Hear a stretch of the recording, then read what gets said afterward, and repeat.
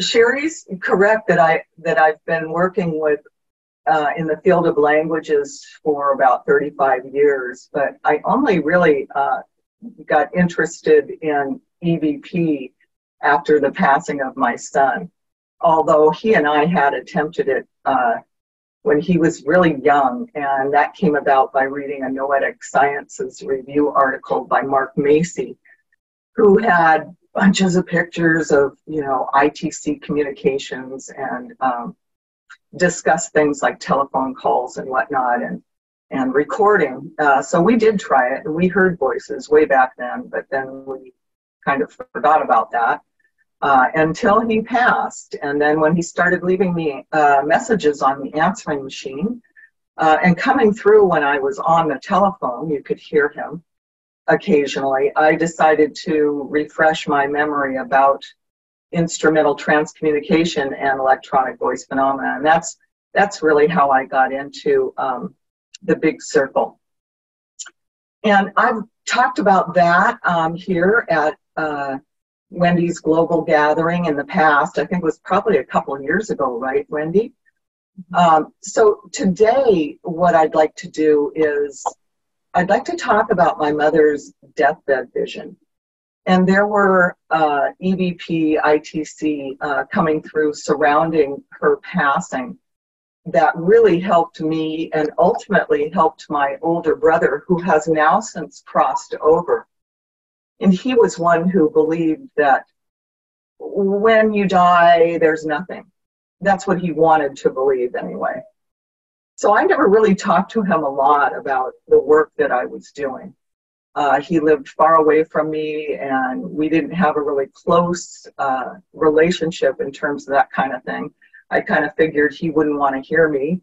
And I was correct, it turns out. It took my mother's deathbed vision for him to come around. So my mom passed in July of, well, what I'm going to do is talk about the deathbed vision and the ITC and EVP that surrounded that. And also, I'm going to talk about what constitutes EVP, or instrumental transcommunication. There seems to be a lot of confusion about that. And, there really isn't a whole lot out there in terms of definitive information. So we're going to go by the experts, Tom Butler, Mark Macy, Anabela Cardoso. And I'll talk a little bit about that, share some slides and some clips for you if that works for me, and I think it will. But first, I want to talk about my mom. She passed in 2015, and I have yet to share this deathbed vision in this way. Of course, I've talked about it with friends and family, but never openly like this. And I know she's really, really excited about my doing this today. And so is my brother, Dennis.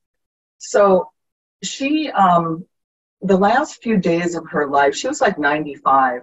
And the last few days of her life, I was able to travel down from Bellingham to Seattle to be with her. And I noticed that she was drifting from this world to the next and back again. She was saying things. She was starting to see people, like she'd whoop, when her head would go, and she'd watch this person and that person going by. And I was wondering at the time, who is she seeing? And when I was down there with her, Dennis was not home. He had gone shopping. And I saw her do this with her head, whoa, like she'd see somebody and her eyes would get big. And I decided to do some transform EVP on a digital recorder because I had nothing with me except for a very rudimentary digital recorder to try to figure out what was going on. And so I asked Braeden. I was hoping that it would be Braeden, but I kind of got a feeling that it wasn't.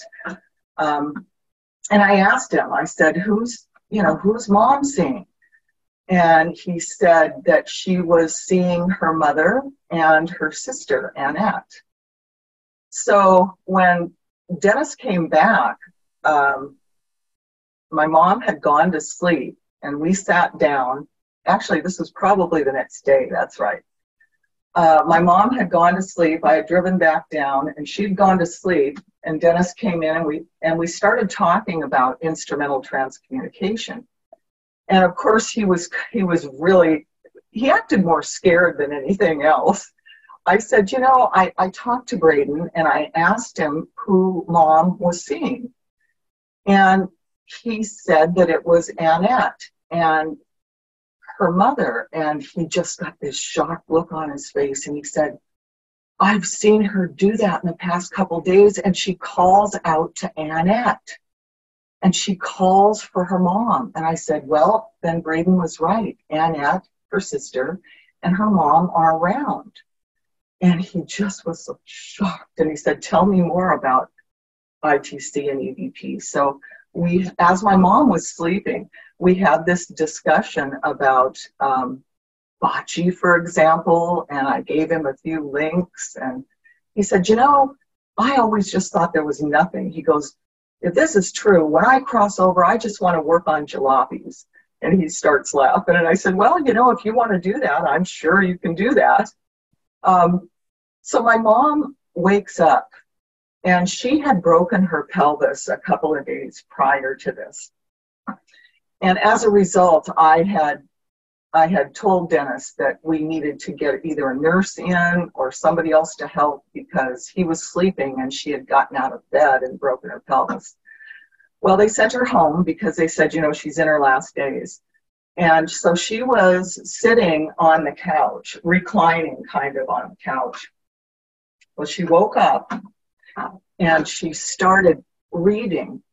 She was like, her eyes were wide open, and she started reading, and her finger was moving along, and she was reading things like, we love you. And she was saying it out loud. We love you. You're going to be okay. You're fine. You're safe. And as she's reading this, she's speaking aloud about it. And then she said, oh yeah, she sat back, she said, they're here. So she stopped reading and she looked out and she sat back and she said, they're here. And at that point, Dennis got really scared and he tried to shut her up. He said, oh, Mom. And I said, shh, don't say anything. I didn't want her to snap out of what she was seeing, right? So he sat back with his eyes big as saucers, and she goes, they're here. And she said, oh, look. And she put her finger over here. She said, mountains, beautiful mountains that she was seeing. And then she sat back and she goes, oh, they're having a party. They're having a party for me. And she got this big smile on her face. She goes, they're all there. And she mentioned Braeden being there. And she had said prior to this deathbed vision, she had said the day before, she said, where's Braeden? I'm waiting for Braeden to come. And I said, well, he's waiting for you, Mom. And she goes, oh, he's such a sweetheart, and he's going to be there. And so anyway, at that point, I thought, well, okay, fine. So she's going, they're all here. They're having a big party for me. And she turns, she points at Dennis, and she says, they're telling me it's not your time. And she points to me and she goes, and it's not your time, but it's my time. And she says, and when I cross the threshold, they're telling me it's going to be like I just close my eyes and fall asleep. And that's how I'm going to go. And she continues to listen. And some of what she was saying was hard to understand. And other times it was very, very clear. And suddenly she says, oh, they're singing. And she starts to sing goodbye songs along with them. So now these were songs, old ones. And one of the ones she sang was Vera Lynn's Parting. It's called the Parting Song. And it's also called, what's it called? By the Time We Say Goodbye, or something like that. Oh, From the Time You Say Goodbye. And you could hear, and she was singing along with them. And here's the first few lines. From the time you say goodbye, from the time you say cheerio, will you take a handshake true for your journey as you go? Leave a prayer within your heart that the time will surely fly to the day when we shall meet again from the time you say goodbye. And she would go, oh, I love that song. And then the next one came up, and they were singing Nat King Cole's version of Stardust. And that one starts out, and now the purple dusk of twilight time steals across the meadows of my heart. High up in the sky, the little stars climb, always reminding me that we're apart. And she was singing along to these goodbye songs. I think there was one, maybe more. And then suddenly she gets this big grin on her face and she sits upright and she goes, oh, I love this one. And she starts singing, see you later, alligator, do, do, do, do. After a while, crocodile, do, do. And she starts seat dancing. And then she tries to get up because they're all singing with her and she's singing along and she's trying to get up. And suddenly she looks at this shoulder and she's being pulled back into her reclining position. And she says, oh, she goes, my guardian angel doesn't want me to get up. She says, I'll never get up again. Oh, well, Vicki helped me to stay seated. And this all has to do with her breaking her pelvis and me calling the hospital and the nurses and, you know, saying we've got to keep her immobile, you know, she can't be getting up. And they're telling her this, and she's telling us, well, Vicki helped me, she says, you know, and then she sits there for a minute. She goes, oh, and she had a Maine accent, right? So my brother's name is Mark, and my husband's name is Pete. And she goes, oh, I won't see Mark. And then she goes, and not Peter? She goes, oh. And this meant that she wasn't going to see them before she passed away, right? And certainly she did not. Mark was unable to make it there, and Pete was unable to make it there. So they told her that she wouldn't be seeing them before she crossed, and she was a little bit sad about that. She then said a few other, I mean, some things, like I said, were unintelligible to us, but then she said, you know, they're here now, but they're going to come back. They're going to come back, and they're going to come back soon. And when they come, I'm going to leave. And so then, you know, bunch of mumbling, and then she just sits back and she slowly goes back to sleep. And Dennis was in big shock. And he said, wow, you know, and I really believe that a lot of it was for Dennis. I believe in all of this. You know, Dennis didn't. Dennis was due to pass in a few years, and, you know, he was just like amazed. Well, the next day, so this was 24 hours between her deathbed vision and when she actually crossed. She was sitting in the living room, and Dennis came out, and she said, Dennis, they're here. And he said, oh, Mom, you know, stop that. And she goes, no, they're here. They've come for me, and I'm going now. I'm going home. She goes, and she had told me this before. She goes, this place is dirty. I'm going home. I'm going to my home. And so she said it again to him. She said, you know, this world's a mess, and this place is dirty, and they're here for me, and I'm going home. He says, oh, Mom. And the phone rings, so he goes out to take the phone call in the kitchen. And by the time he got off the phone, which was just a couple minutes, he came back in, and she had passed away. And she had just gone to sleep, and just like she said that she would, and had passed away. Okay, so that's basically what happened surrounding her deathbed vision. And I received several EVP confirming, such as the Annette and the mom thing, and telling me that she would be crossing within the next few hours and that I wasn't going to be able to make it back down. And of course, I didn't. I was supposed to come down the next day for her sister-in-law's funeral. They both died right around each other, and was going to see her at that time. But I didn't get to see her before she crossed that last day. But, you know, all of the EVP that I got just served to relax me, to make me feel so much better about it. You know, Braeden said that yes, he was going to be there, but you know, the thing is that when we cross over, I've been told this, and Braeden also said this. He said, you know, it's like you go back to the beginning when you cross over. So very often you'll see your siblings, you'll see your mother, for example, your father, and not necessarily your husband or your grandson, for instance, Braeden, although they will be there. The people that she was seeing right before she crossed were her mom and her sister, right? So that was all confirmed for me with EVP. And then after my brother Dennis died, one of the first things he said to me was, well, I'll be working on cars now. And he also said some other things, thanking me for, you know, introducing him to the afterlife in the way that I did.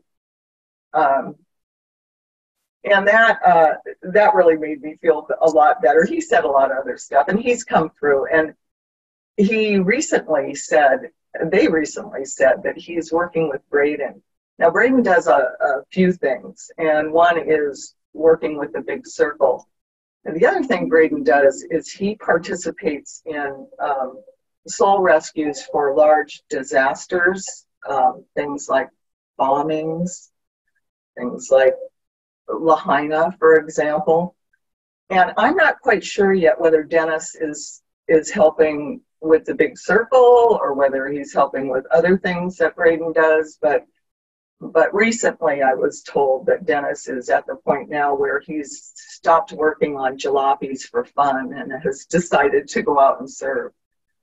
So that's basically my story about my mom and how EVP and ITC played a role in her passing, and really helped me and Dennis. So now I think I'd like to just talk a little bit about what instrumental transcommunication is, and that includes, of course, EVP. And I'd like to take a look at a couple of slides, some basic definitions, ITC, EVP definitions. These two, you know, quote unquote definitions, if you will, are taken directly from Mark Macy's website, worlditc.org. It's very difficult to find definitive information about what exactly constitutes ITC and EVP. Mark says this: instrumental transcommunication means that the messages coming from beyond will be received and are stored by use of technical means. ITC is the use of tape recorders, TVs, radios, computers, telephones, WhatsApp, we talked about that kind of thing. Any other technical devices with the intent to get meaningful information from beyond in such forms as voices, images, and text. Okay, so the broader definition then of instrumental transcommunication includes voices, images, and text. So EVP then is a form of ITC. EVP, electronic voice phenomena, produced the first ITC contacts using a tape recorder and a simple microphone. Later on, there occurred ITC contacts via telephone, computer, fax, special devices, and so on. So I think, you know, these days when people hear EVP, often they have this idea of an app that spits out a bunch of words that sounds like, you know, gibberish, and you find messages in there. Because that's the kind of thing you see on YouTube a lot, and that's what people just think it is. It's not, however. Electronic voice phenomenon can be considered a telephone call from somebody on the other side. So, for instance, Mark Macy received phone calls from Constantine Radova, and those are considered electronic voice phenomenon. If you use a digital recorder, turn it on, ask a question, play it back, hear something, that's electronic voice phenomenon. If you're recording on a Zoom meeting like we're doing here, very frequently you'll get EVP with the intent, of course, and even without.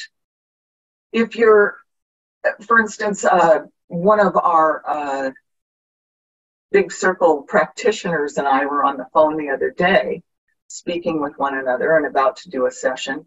We had no sound files playing. We were just speaking with one another. And she had said that there was going to be construction work going on. And so she said, don't be surprised if I have to hang up and if we're not able to do a session because there's going to be some noise around here. Well, as I was talking about our maybe, talking later, doing a session later, I heard I didn't know at the time she heard it, but I heard a hammering sound, knocking sound, knock, knock, knock, knock. And it sounded like it was coming from her end. And so I said, oh, I see they're already at it. And she goes, no, I thought that was from your end. And I said, no, that's not from my end. It sounded like from your end. So there they were, knocking, hammering, what sounded like a hammering message. And this was an EVP coming right through. It wasn't on my end. It wasn't on her end. It was coming right through as we were talking. That can frequently happen. So when we do phone sessions, whether we have a sound file running or not, we will often hear electronic voice phenomena coming through the telephone.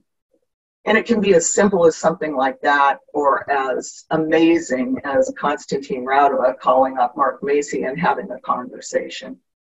Although that kind of thing has not happened in a long time, and Mark has his ideas about why that is. But I'd just like to point out with this particular slide that when we talk about electronic voice phenomena, we include those types of communication. We also include, simple digital recordings. And there are different types of electronic voice phenomena and different ways to classify them. And so that's what I'd like to show you in this next slide. A couple of mentors in the field who have been around forever, and another one that I've worked with in the past. The three that I'm going to talk about here, and some information from two of them.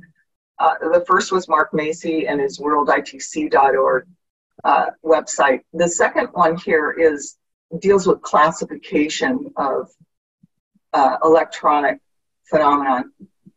And this comes from Tom Butler.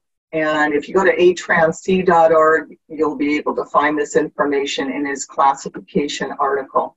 We have types and we have classes.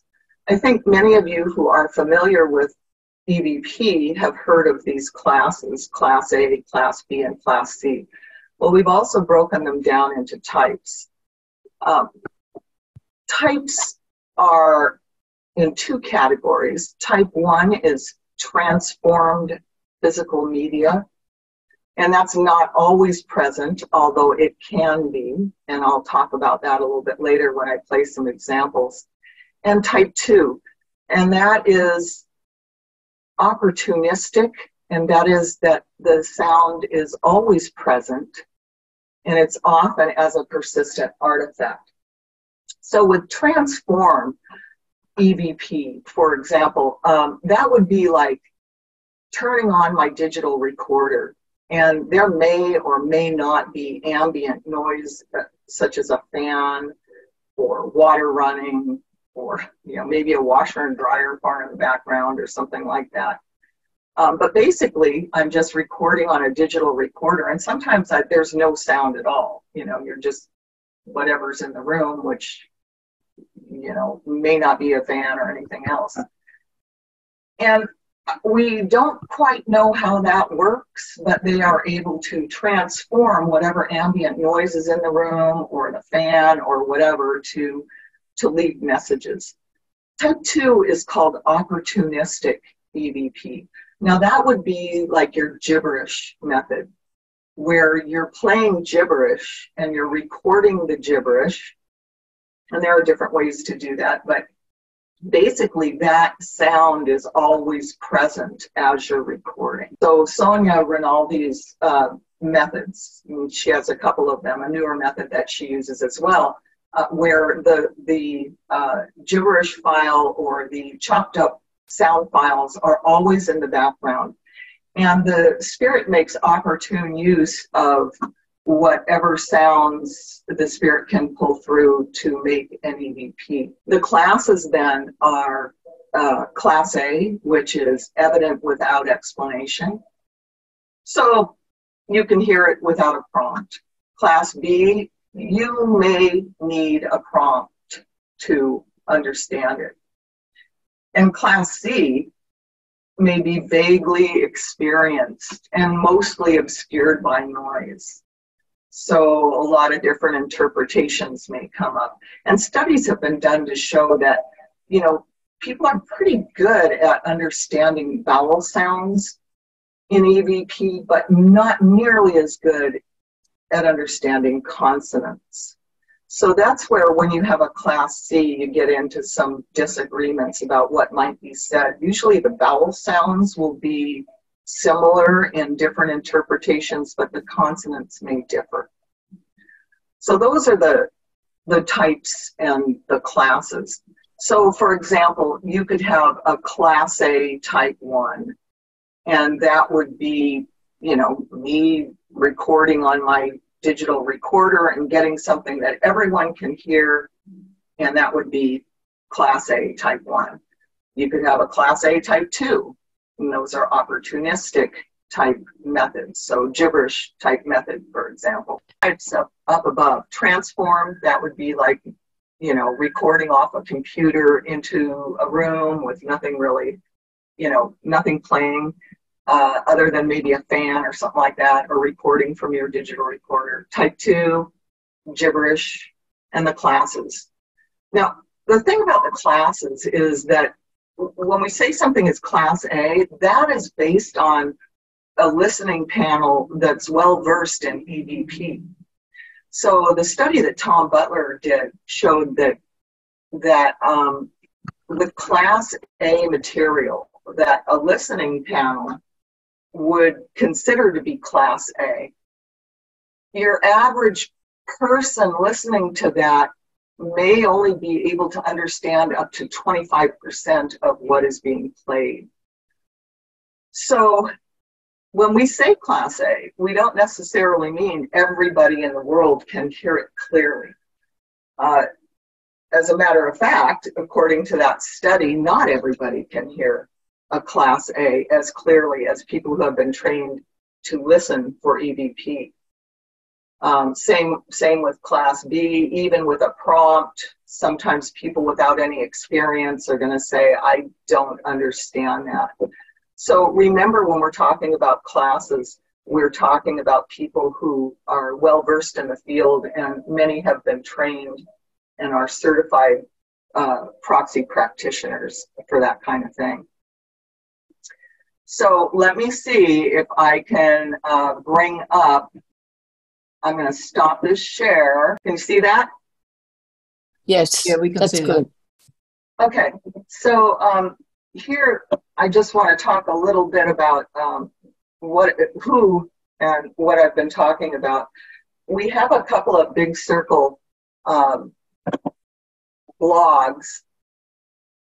One is welcometoeternity.com, and the other one is messagesfromthebigcircle.com. The welcometoeternity.com blog is more general in nature. We post a lot of things, including ITC, EVP. There's some mediumship postings in there, and some links to podcasts and links to books. For example, I just recently posted and archived on the internet link to this book here, Breakthroughs in Technical Spirit Communication. And this one is really, really important, I think. It's hard to find a hard copy of, but there is a link on welcometoeternity.com that I just posted a few days ago, where you can enter the internet archives and read from this book. One of the guys in here, Dr. Theo Locker, he even said that trumpet communication in a seance could be considered instrumental, in that you're using an amplifier or an instrument to receive messages. So that just shows you how the waters can be muddied when we talk about EVP and ITC. We have current Big Circle practitioners at both sites, and that includes some A Trans C certified proxy practitioners. We were certified many, many, many years ago when we were working directly under the auspices of the A Trans C, at that time AAEVP. We have 5 currently working: Sharon Fay, Karen Mossy, Lance Reed, myself, and Terry. The other site I'd like to direct you to is Mark Macy's World ITC. Braeden, I consider him a mentor of mine. I love the guy, trust him implicitly. Was part of a working resonance group that he tried online in the early 2000s. And it didn't end up working, and for reasons that he explains on the site, and I can tell you a little bit about that in a minute.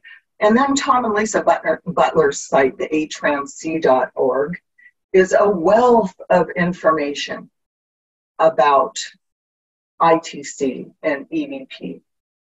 Also, Anabela Cardoso, she has a YouTube channel, and I recommend her series on electronic voice phenomenon. She was receiving direct communication. She does receive direct communication through her radio system. So a bunch of shortwave radios she would have around her, and one would drop and then voices would come through. And I actually tried that, as did a couple of other Big Circle members, and we got some results. I didn't do it as much as I probably should have, but we got some interesting results trying Anabela's method. So that's what's going on in terms of websites that I'd recommend. Tom and Mark, I consider mentors of mine. Anabela, I also worked with. I published an article in her journal in, I think it was 2006. And that article related to the picture you see here. His face is somewhat elongated, but this was an instance where the TV turned itself on. They started speaking to me. There were faces coming in, and this guy comes in. I didn't recognize the guy, but he starts speaking to me, saying, "What would you like us to do?" And I said, "Well, communicate with me." I mean, I couldn't think of anything else. And so suddenly there were just all of these faces, numbers, pictures of buildings, really interesting stuff. And I ran and got my camera and managed to videotape some of it. And Dan Drayson went through it and does have some interesting clips from that. This was one of the ones. Braeden and Jim both came through. And this is quite distorted. It's pulled lengthwise, but I believe he was trying to replicate that there he is on the side when he was probably 16 maybe, something like that. He passed when he was 20. So the interesting thing about that experience was that the sound was not coming from the TV. The sound was coming from an unplugged boombox on the floor. Okay, so I got up and followed the sound and went over to this boombox, and it was one of Braeden's, and it was really old, and it wasn't plugged in, and that's where the sound emanated from. Now, it wasn't plugged in, and yet we're getting sound from it. Much like Bocce, when he decided to remove the tubes from his tube radio and the communication still continued. We still call that EVP, even though, the devices weren't plugged in or the tubes had been removed. So just an aside about that.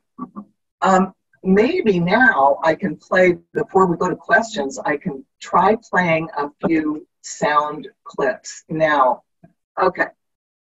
And I have it on share sound, so I think this should work. Okay, I've got a few to play. Let me start out with some opportunistic EVP. Now, this is where you've got the gibberish playing in the background, and you're recording the gibberish. In this one, which is called Beautiful Peace, I say messages. And then we hear somebody say beautiful peace. And after that, I say, what's it like in heaven? And this is interesting for a couple reasons. One is that they often will answer your question before you ask. I asked what it was like in heaven after they had said beautiful peace. And this is quite common. The other thing is that this is an opportunistic method. So gibberish. So let's see if we can hear this. Go. Message. Beautiful peace. How is it in heaven? Message. Beautiful peace. How is it in heaven? Okay. Did you hear that? Yes. One more time. Message. Beautiful peace. How is it in heaven? Okay. That's opportunistic in that the gibberish file was playing in the background, and I was just recording and muting it when I asked the questions, because I hate to have that gibberish sound in the background. Here's another one. I ask how they're doing, and a female, and this is opportunistic as well, a female says, well, good, and then a male says, me too. Okay. So how are you doing? Well, good. Me too.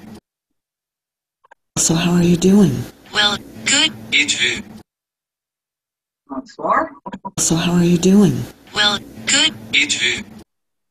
Okay, so those are two opportunistic examples.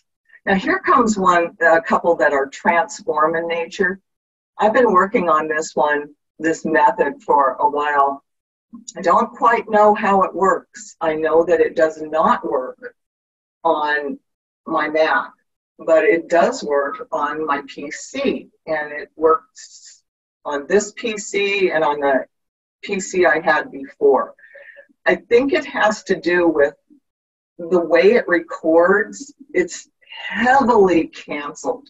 So if you're playing a sound file, on a different device in the room, it could be thunder and lightning, rain, it could be a fan, it could be, phonemes or allophones, anything like that. Somehow it cancels out what you're playing, and you get something completely different. This is considered transform, because it is not picking up the gibberish or the fan or whatever you're playing. Somehow they're manipulating deeply noise-canceled information and turning it into their own words. And here's this first example. A guy says, the thing works. And then a female says, she doesn't think much of it. And this is interesting. I'll explain why they said this. Here we go. Hi, guys. Yeah, I say hi, guys, at the end. Okay, here we go again. Thing works. She doesn't think much of it. Hi, guys. Hi, guys. Okay, now I'll play the next one and then I'll explain why they're talking to me like this. Braeden says, use it, Mom. Nobody doubts you. You guys, this is a test. Okay, so I say, hey guys, this is a test. And he says, use it, Mom. Nobody doubts you. You guys, this is a test. Once more. You guys, this is a test. Okay, so let me tell you why they're talking like that. They said she doesn't think much of it because I want EVP with nothing. You know, I just want to hear them speaking live without having to play any kind of sound file. And in this case, I didn't think much of it because you have to play some kind of a sound file, right? So they were correct. And I also thought, well, if I'm playing a sound file and I'm getting such incredible, what we would consider to be Class A communications with transform methods, then who's going to believe me? And you get Braeden saying, use it, Mom, nobody doubts you. Okay, so those are examples, the two and the two, of opportunistic and transform EVP. I want to play one more before we take questions, and this one is, oh, my heart. My friend Patty passed away a couple of years ago, and this was done in the same way these transform ones were done. They use it, Mom, nobody doubts you. I was sitting there recording. No, actually, let me preface this. I got a strong feeling that Patty and Terry and Shirley, these were three of my closest friends when I lived in Pennsylvania, were there in the room. And so I decided to practice by trying this method and recording this way. And I heard live, I was telling them I missed them and I loved them, right? And suddenly I hear live, me too, I miss you. And it was Patty. It's in Patty's voice. And I was so shocked that I said, I miss you too, Patty. And it almost sounds like she hangs up after she said, me too, I miss you. So let's hear this one, because this one I heard live, and it's Patty. It's in her voice. Me too. I miss you. I miss you too, Patty. Here again. Me too. I miss you. I miss you too, Patty. Listen for that click. It almost sounds like a phone hanging up after she says that. Me too. I miss you. I miss you too, Patty. Okay, so that one is very special to me, and I just got that one recently, and it's so clearly in her voice that when I sent it to her friends, who don't do EVP, but are open to it, they were blown away. They said, you could not tell that from her earth voice. And that's an example of that would be considered a Class A type 1, right? Yeah, transform. Okay, so those are some examples of what I was talking about. I'm glad you finally got to see the slides. If you want, we can take questions now.